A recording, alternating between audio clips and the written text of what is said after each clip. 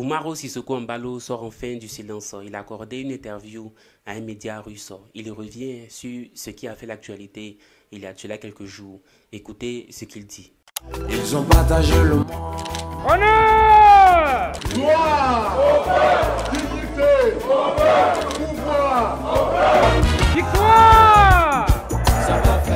Vive l'Afrique unie et prospère. Vive la révolution! Voilà. J'aimerais revenir, alors c'est lié également à l'actualité électorale, avec cette mission de la CEDEAO qui a été dépêchée en Guinée-Bissau, c'était la semaine dernière, enfin à partir du 21 février, pour, je cite, parvenir à un consensus sur l'organisation d'élections législatives et présidentielles. Ils ont dû partir précipitamment du pays. Pour quelles raisons? Comment ça s'est déroulé? Moi, je pense que c'était une mission qui a commis une grande erreur.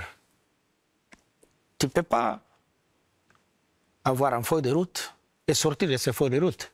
C'est comme une voiture. Quand tu sors d'un voie, tu vas cogner. Mais Guinée-Bissau, ce n'est pas un pays. Nous sommes un pays souverain.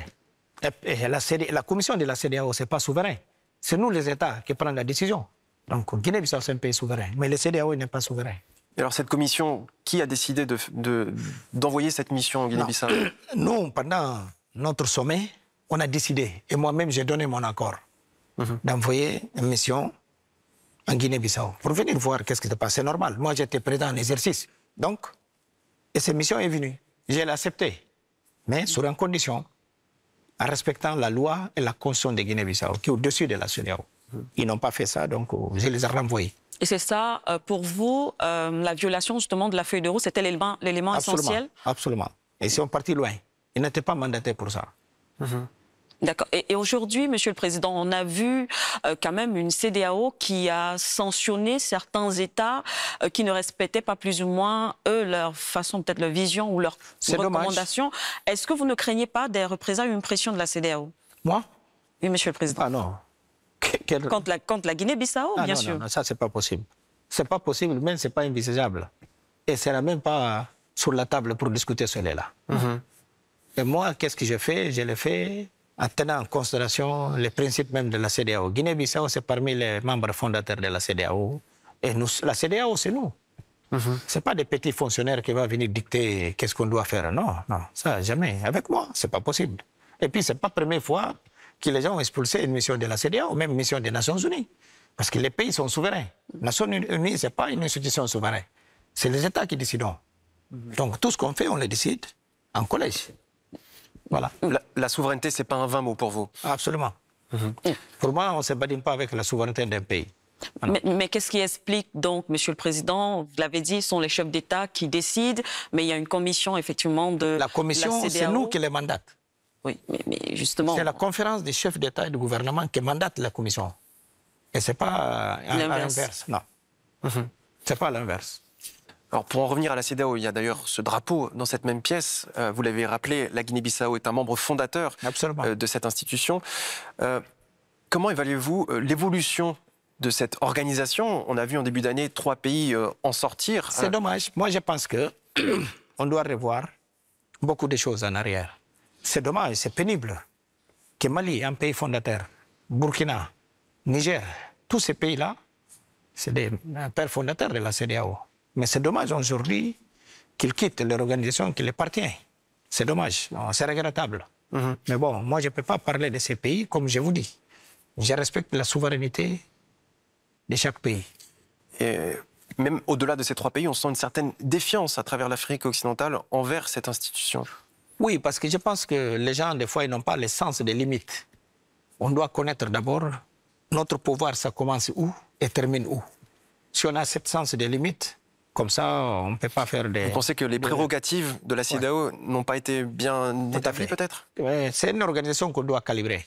Mais on va les calibrer. Nous, les chefs d'État, on va les calibrer. On ne peut pas avoir des activistes au sein de la commission de la CEDEAO. Ah non, ça c'est inacceptable. Donc il faut revoir, il faut reformer, refonder effectivement la CEDEAO. Exactement, on ne peut pas avoir des activistes au sein de la CEDEAO. Mais qui les nomme ceux que vous considérez comme des activistes? Non, moi je sais qu'il y a beaucoup d'activistes au sein de la commission de la CEDEAO. Ça c'est inacceptable. Non, CEDEAO, c'est une institution crédible.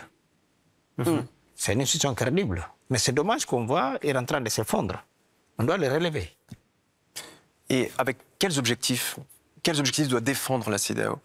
Et aujourd'hui, je pense que, bon, c'est très compliqué, la situation que nous tous on traverse, au sein de notre Union et de notre zone qui coasse. Il y a beaucoup de coups d'État.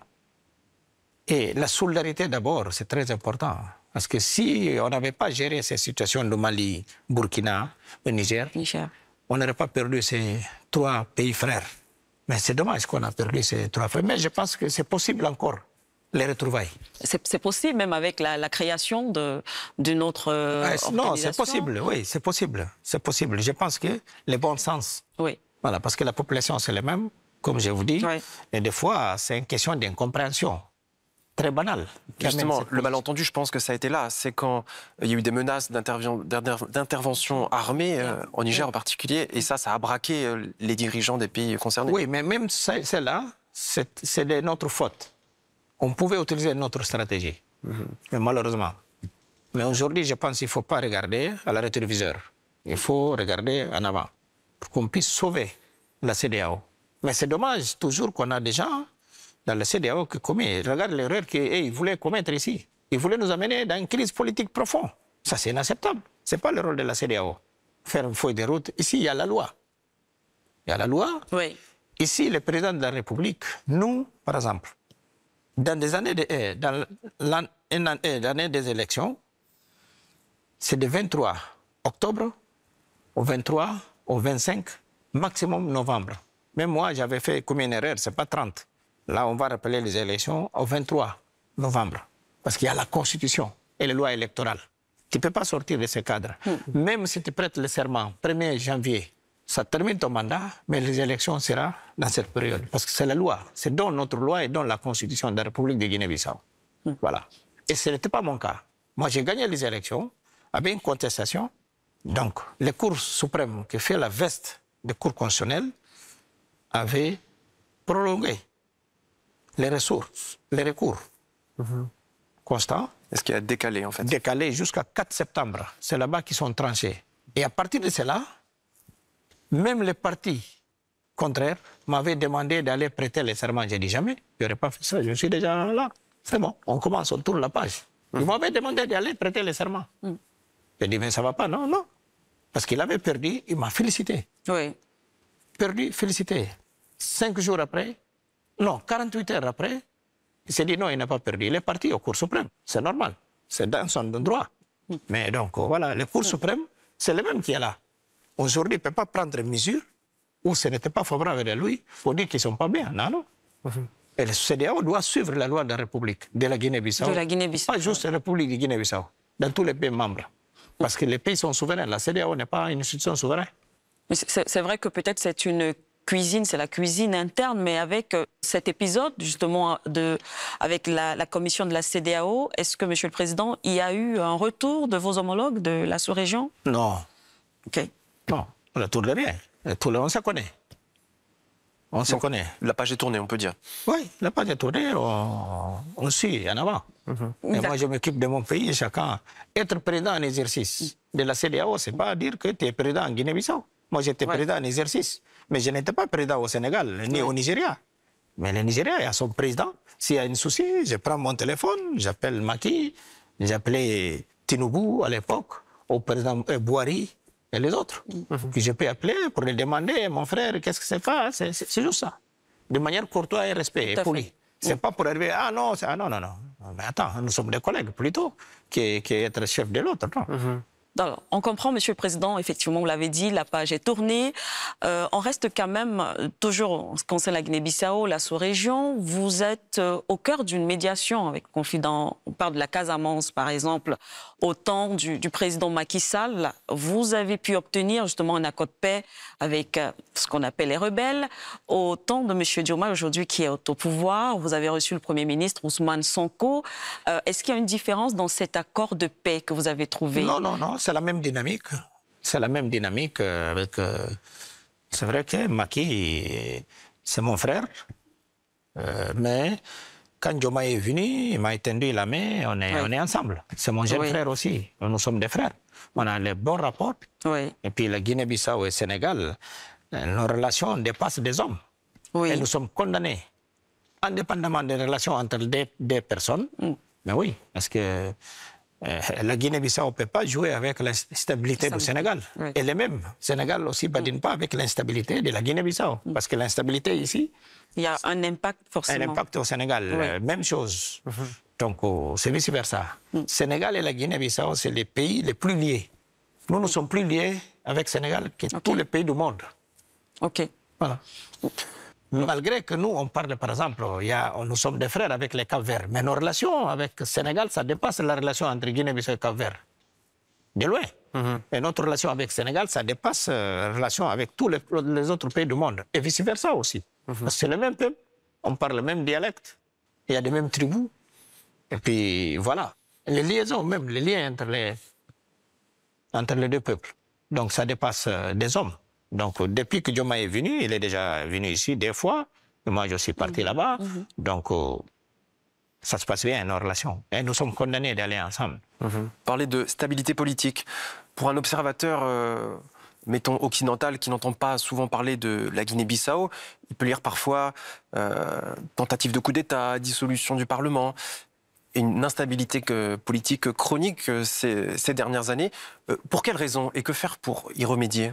Non, moi je pense qu'il y a beaucoup de... Les gens exagèrent beaucoup. Mais Portugal, le président Marcelo a dissous le Parlement 2 fois. Et là-bas, ce n'est pas une crise. Et nous, en Afrique, on dissout le Parlement 2 fois, c'est crise. Mais en Russie, vous dissoudez le Parlement, ce n'est pas une crise parce que c'est la Russie. Mais quand c'est en Afrique, c'est crise. Mais ça, c'est des blabla. Ça, c'est de n'importe quoi. Voilà. C'est comme je vous dis, nous, on ne dépend pas mais nous sommes membres de la communauté internationale. Et nous sommes souverains. Et ici, pour la Constitution, seul le président de la République connaît qu'il doit prendre la décision quand il y a l'instabilité politique. Dissoudre le Parlement. Espagne, par exemple. Combien de fois ils ont dissous le Parlement?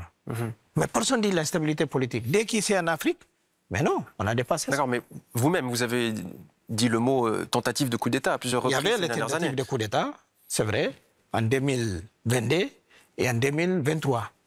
Mais ça, je vous promets qu'en tant que je suis président, ça ne va pas se répéter.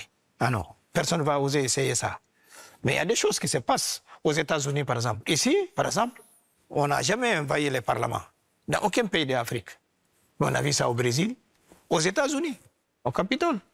Mais là-bas, ce n'est pas une crise politique. À l'époque même, j'avais mis en garde les gens aux États-Unis. J'ai dit non, je vous mets en garde. On ne peut pas mettre des désordres aux États-Unis. Parce que quand il y a des choses en Afrique, et même nous dit aussi, et on suit, jusqu'à aujourd'hui, moi je l'avais dit, à l'époque, si vous vous souvenez, le président Biden a pris un décret en sanctionnant Guinée-Bissau. Moi aussi, dans cette salle, j'ai pris un décret, j'ai sanctionné les États-Unis. Voilà, pas de petits États, il n'y a que des États. Et si la Russie l'a fait, je le ferai la même chose. Voilà.